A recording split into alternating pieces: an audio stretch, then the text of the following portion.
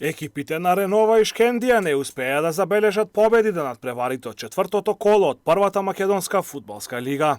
Фудбалерите на Ренова со 3:1 беа поразени на гостувањето во Кратово од Силекс, иако први дојде во водство уште во 8-та минута со голот на Емран Рамадани.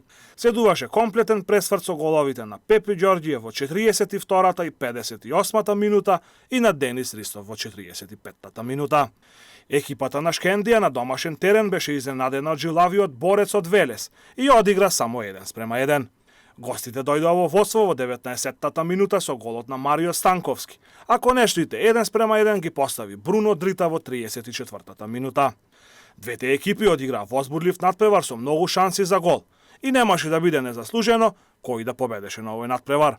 Во продолжение ќе ја видиме изјавата само на тренерот на Борец Горас Михаилов, бидејќи од домашната екипа не беа расположени за изјави, веројатно поради неочекуваниот резултат.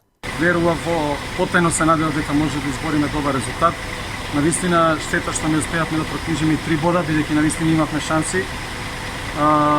Игравме против една Шкендија која што во изминативе 4-5 години е, да речам, бренд во македонскиот фудбал, екипа која што многу вложува и секако дека овој бод нас ни дава подстрек за што подобри резултати во иднина и секако дека подстрек за играчите, секако и за нас како клуб, во иднина да продолжиме и да настапуваме овака како на денешниот надпревар. Нормално дека во секој надпревар има добри страни и лоши страни. Ние, како што реков, во претходните 3 надпревари примивме навистина несреќни голови против Ренова последна минута од прекит, исто така и со Струга на минатото гостување.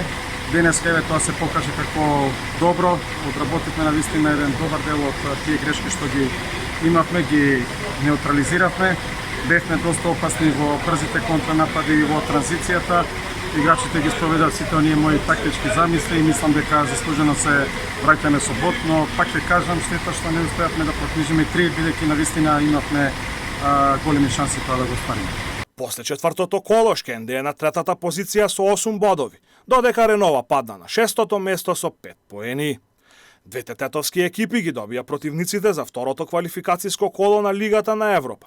Ренова на домашен терен во Скопје ќе игра против Сплитски Хајдук, додека Шкендија ќе гостува на Романски Ботошани. Надпреварите се закажани за 17 септември.